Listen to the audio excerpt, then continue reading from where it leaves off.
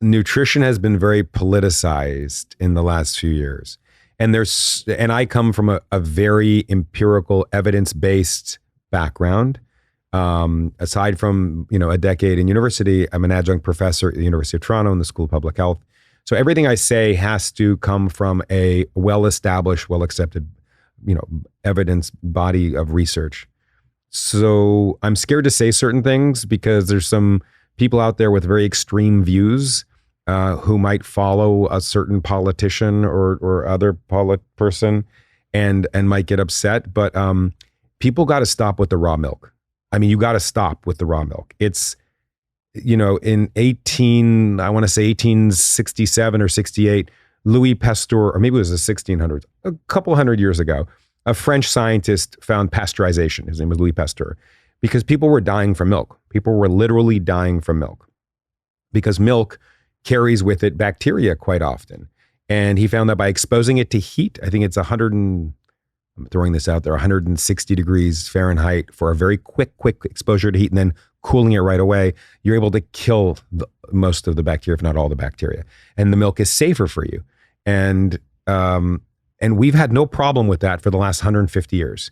And then some guy who, who's I'm not going to say who he is, comes out and he's like, we got to stop, we need to have raw milk. And and there was 2 kids that were hospitalized in California this week for bird flu from raw milk. Bird flu? Bird flu. Oh, God. From raw milk. Raw milk carries with Campylobacter, Salmonella, E. coli, so many other things. Yes. Right? Yes. I was misdiagnosed with brucellosis last spring when I was super sick, actually 2 springs ago, like before all of the other stuff happened. But I ended up at Cedars because I was like sick, like lymphadenopathy all over my body for months, super bad fatigue, bone aches, like all this stuff. And I went to the hospital and they tested me for all these things and I came back positive for brucellosis. And they were like, are you around farm animals? Or like, they asked me if I was drinking any raw milk or anything. And I said, no. They sent it out to like Mayo Clinic and some other lab that was highly specific and retested it. And it was a false positive, and it just turned out to be toxoplasmosis. You probably remember that. I remember that. I do remember that. It was that you had a mystery illness, and then finally they figured out what it was. But they were like, how do you have toxo and brucellosis? I'm like, I have no idea. The brucellosis, that one, I've only heard of 3 people ever having I know of. Yeah. 2 of them were from raw milk, and one of them was getting bit by a farm animal. And so, these are things that we shouldn't have to deal with in 2025 in the modernized world. And a lot of people think, who are conspiracy theorists and say, oh, it's big government, it's government. It's all right. Let's say you go to Harvard's website and look up raw milk.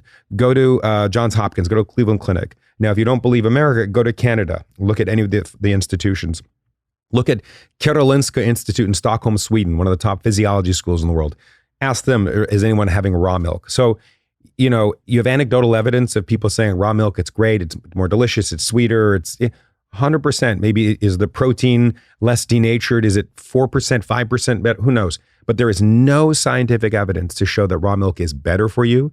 And there is a massive body of evidence to show that raw milk exposes you to some unnecessary risks. I think the issue is that so many people don't trust science.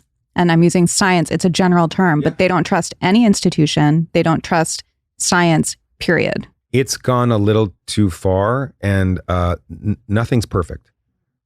Medicine is not perfect. It has flaws. And the pharma companies don't necessarily always have our best interests. But, it's the best we got for most of the people for most of the time. And I think we have to keep in mind that there's not this massive conspiracy of some 8 people that meet twice a year in Switzerland that are trying to kill us by pasteurizing our milk.